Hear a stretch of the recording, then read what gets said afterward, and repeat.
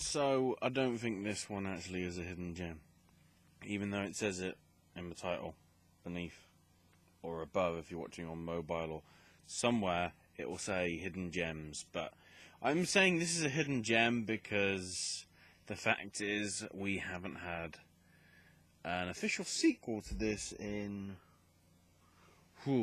nearly 10 years.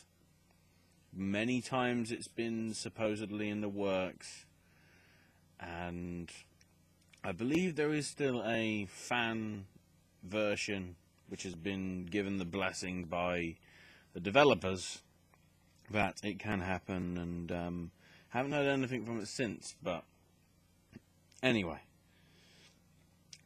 this is probably the only game in this list here, this first list that I'm doing, where, yeah, this really probably isn't a hidden gem because it got a lot of very good ratings. From just having a quick look, it received around 80 to 90% on Metacritic. Most other reviews have been 9 out of 10 or 4 out of 5, or somewhere in the 8 to 9 region anyway. And that game is TimeSplitters 2.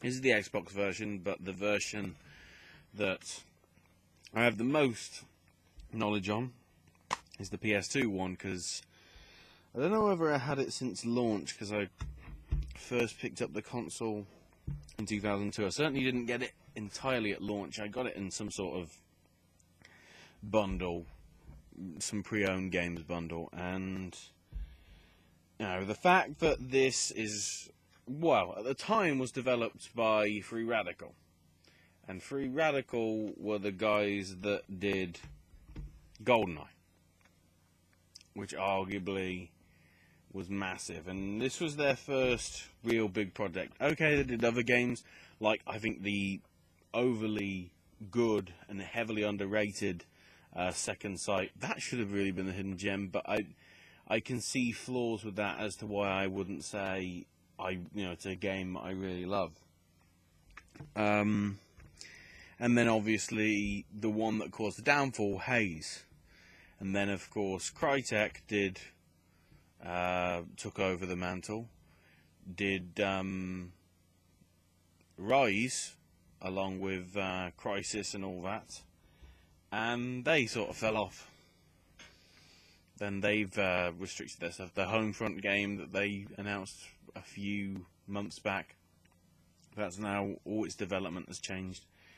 So really, this is a company, and this is the only time when the company really was at the top of their game, because Future Perfect didn't get as good scores as this did, certainly from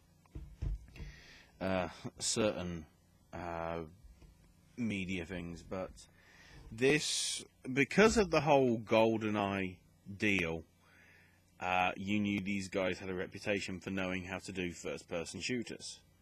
And yeah, it is ludicrously fun.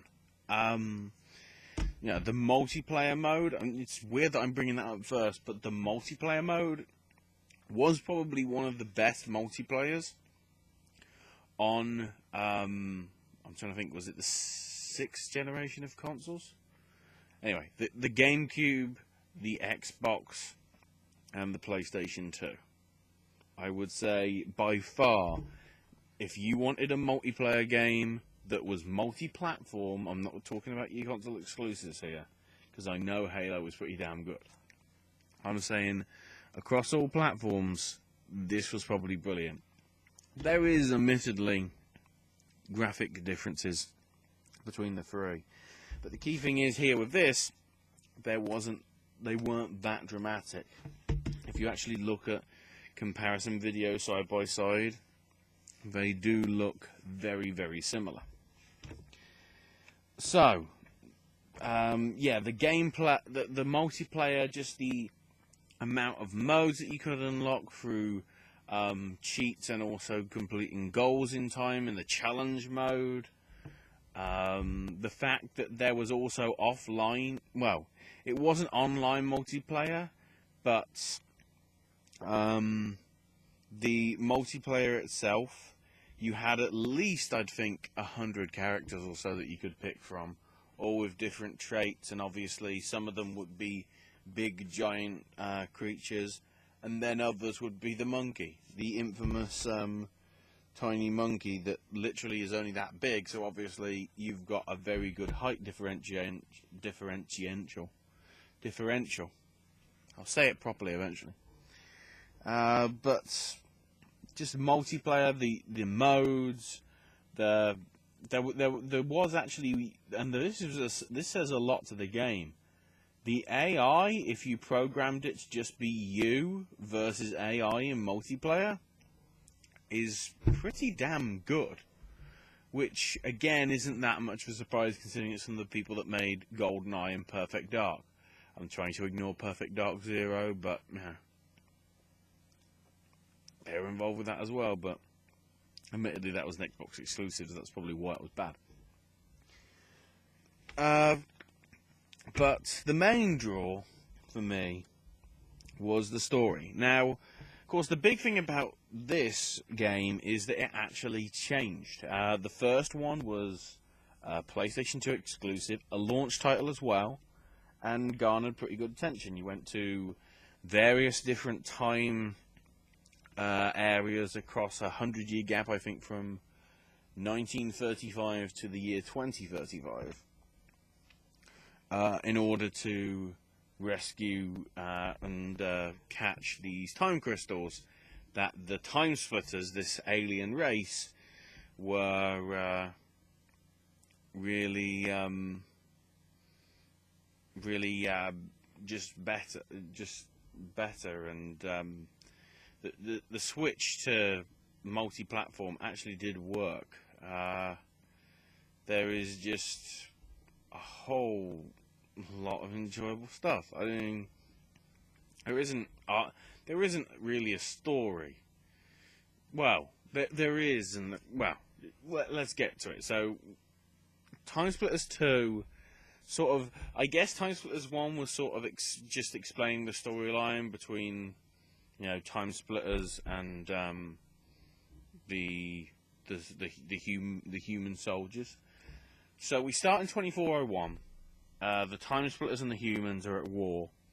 The TimeSplitters just want to destroy mankind, but rather than using brute force, they're using these time crystals to travel through time, changing the course of history. So, 2 Space Marines, Sergeant Cortez, who is a running character throughout quite a lot of the series, because he does crop up in the sequel Future Perfect, because the story does follow on from that. It really is canonical in that sense.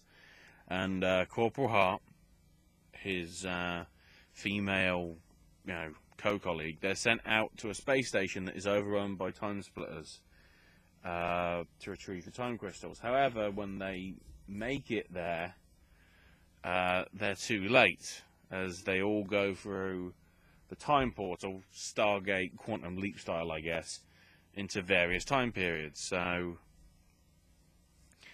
they both want to go through, but another squad of TimeSplitters comes in, and basically the whole idea is Corporal Hart has to keep the TimeSplitters at bay, while Cortez basically goes into different periods of time to retrieve all the time crystals taken away.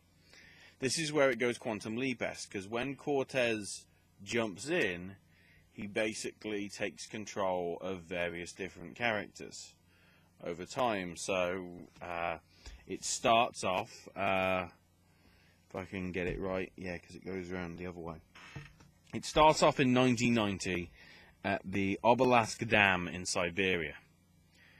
You see any sort of little head nod there? The first level is a dam. Admittedly, I don't think Dave Doak is in this one. Yeah, it's basically it's an homage to GoldenEye, in essence.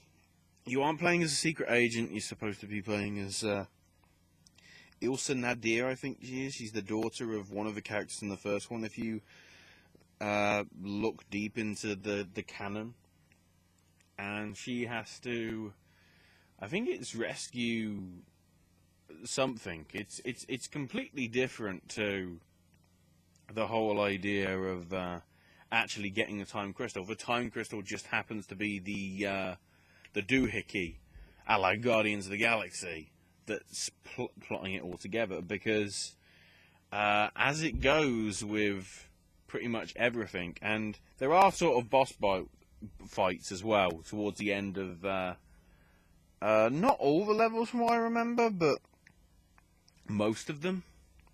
There is a sort of boss fight, and once you've completed the boss fight, you get the time crystal. The key thing is, when you get that time crystal, you then have to make it back to where you started, pretty much. Well, no, you basically have to make it back to the portal so you can get transported back. Sometimes it's relatively close, other times you do have to sort of backtrack a bit. And it just really gets a little tougher then, because that's when the TimeSplitters show up, and they are much harder to take down with your various, I think there's at least probably 40 to 50 different weapons. Some of them are specific only to certain characters, certainly in the story mode. Multiplayer, I'm not entirely sure. I think you can get a mix and match of whatever you want. But, you know, we start in Siberia. We then move to 1932 in Chicago, which is very mafia prohibition style. Yeah, although this is before time, it's very Boardwalk Empire in that sense. Then we go to the first real creepy one. Notre Dame, or Notre Dame, I guess, in Paris, France, in 1895, where it's like this creepy sort of ne'er-do-well with a big top hat that it's summoning undead priests to basically take you down. That's a bit of a creepy one. And then the big boss fight with the giant golem, or golem, or whatever, however you pronounce it, is rather petrifying. But then it moves on to 2019 in Tokyo, Japan, for a sort of Neo-Tokyo sort of futuristic thing. A guy trying to clear his name. 2280, Return to Planet X is the name of the level, because we went there in the first game. And it's basically sort of that character from Futurama, the one with the alien. It's pretty much him, but it's also got elements of Guybrush Threepwood from the Monkey Island series. He seems to be the accidental hero sort of thing. Then you get to the best one, 1972, an Atom Smasher. And this is the only character that appeared in every single game. The name is Tipper. Harry Tipper. I can't do the proper look because, one, I don't have the shades, and two, I shaved the mustache off. But this is clearly supposed to be like Austin Powers, James Bond. The baddie is a bald person with a cat. You can see what they're trying to do. It's more like Austin Powers because it's got the humour.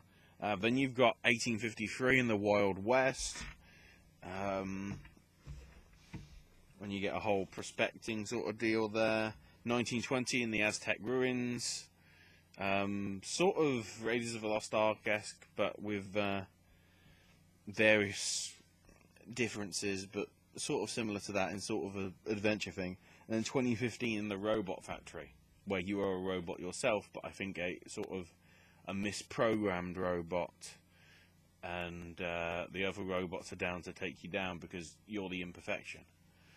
Or, as it turns out, you are the perfection, but I guess the bad people don't want that. But anyway, it all revolves around getting the crystals.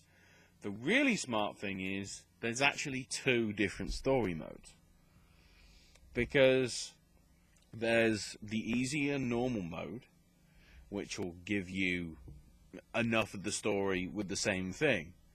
But then if you switch to hard mode, you actually increase the level. They'll give you a couple of other objectives to do instead.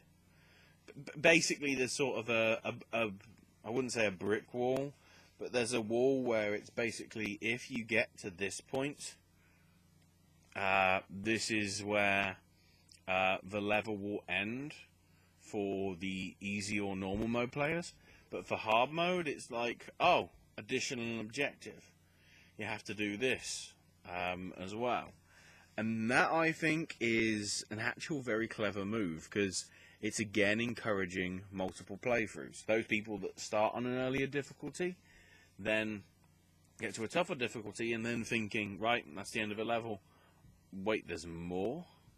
And that aspect I really love as well. I love this game. If there's any time that I want to go on just on a fun thing, I load this up and play one of the story levels, or even one of the multiplayer levels with the AI, because even to this day, it's still probably as good.